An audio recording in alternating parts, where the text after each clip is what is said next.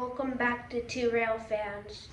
Trying to get some of the work done on our track that we need to get finished before we can do ballast.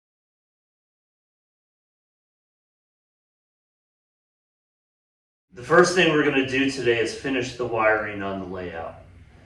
We hooked up just 2 wires to each track and it's working great. But of course, on a new layout, the track is working best and cleanest when it's brand new. So as everyone suggests for DCC, to make sure we have a strong signal, we're trying to make sure every piece of track has a pair of wires going to it. So we're going to try and finish running wires to the track that we do have laid today.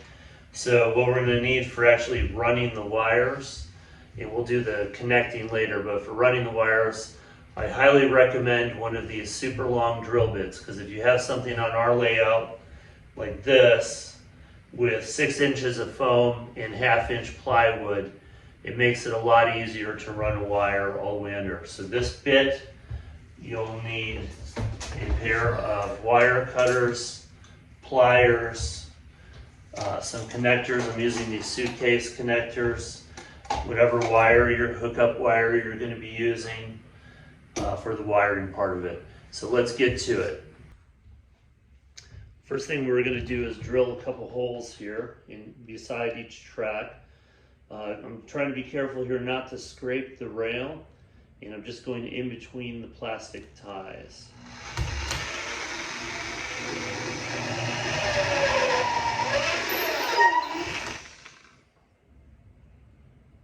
I'm going to go right beside it here.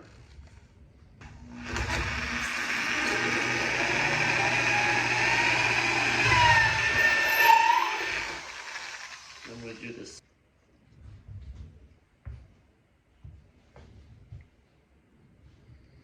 The next step is to get your hookup wire and get a piece stripped that's long enough to go from this track to the wire underneath the benchwork and then back up to this track.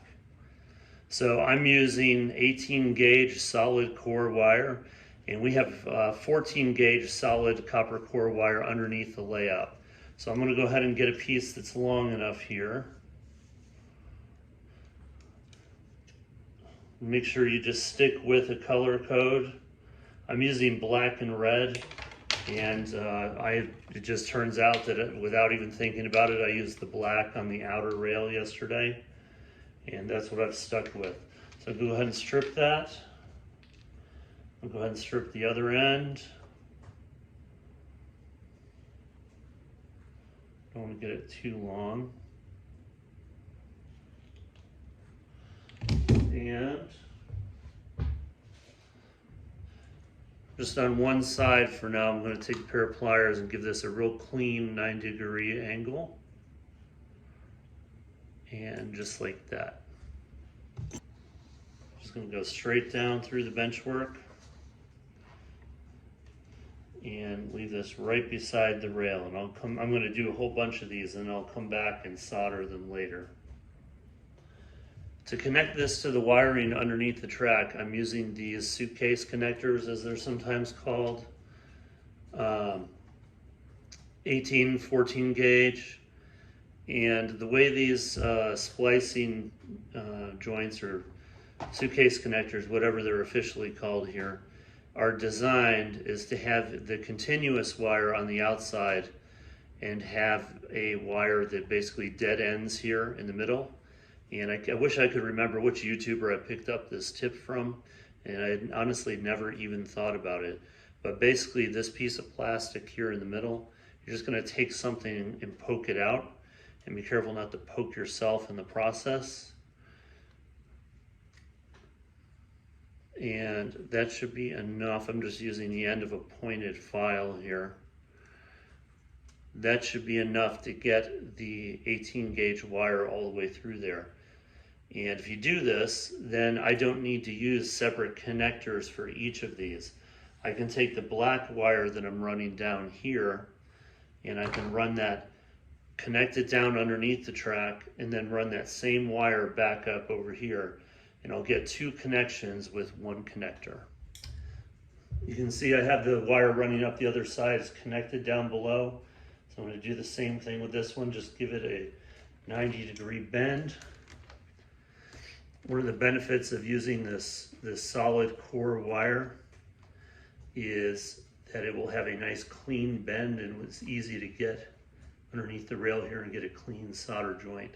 Now that we have all the wires in position, the next thing to do is to solder them in place. And I will admit I got this technique from Ron's Trains and Things. If I can find the video, I will link it in the description. Thank you, Ron. So just put a little bit of flux on there. You want to make sure that if possible, that the wire is going to stay in here as best possible by itself. That one's not cooperating with me. I'm going to put this on the back here as well. Got a tiny bit on the rail there, so I'm going to make sure I clean that off. I don't want solder getting up there.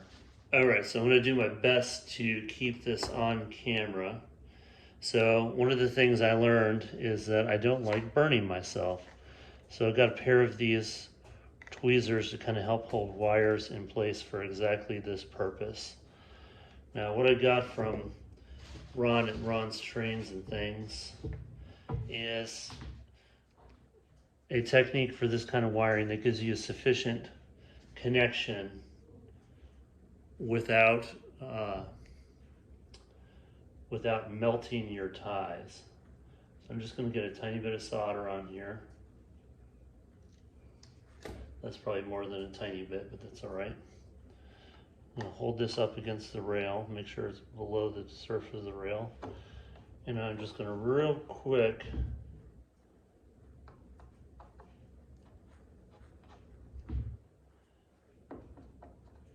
connect that. That should be enough. All right, well, finally finished up all the wiring. You can tell I got a different shirt on, so yeah, it's a different day. So one of the next things I need to do here, we noticed the other day when we were giving a test run on our new diesel that these guard rails here, the points of them, stick up slightly above the rails, and I ended up having this turnout over here, and I ended up having to file down those rails just so the engine could pass.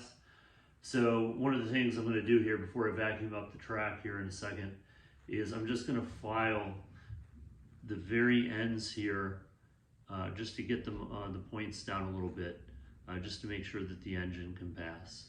Got the guards filed down on all of those pieces. So one of the next things we're doing, we saved all of these ties that we cut off the flex track as we were gluing the track down and soldering joints.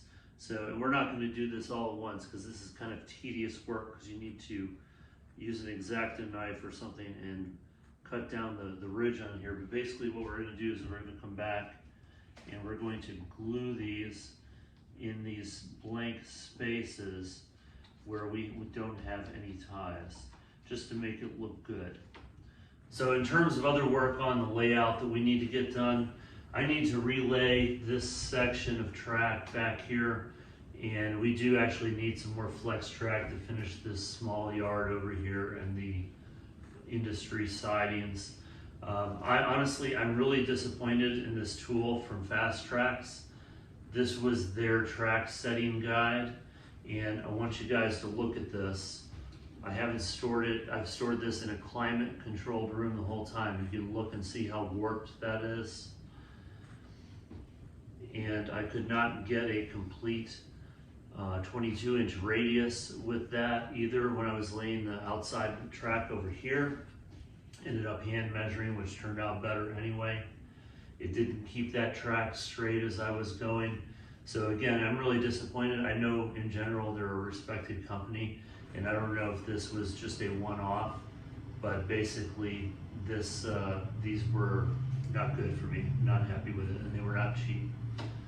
So what's next after this?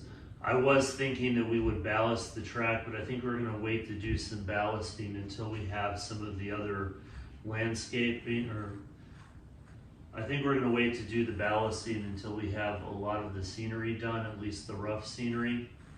So we're gonna put the foam in the areas where we need foam and kind of get some other things done before we ballast. And eventually I am gonna hook up tortoise machines to these turnouts. So we'll need to do that as well, but I think I'm gonna do that after ballasting just to make sure the hole is clear all the way down. So I think that's it for this video.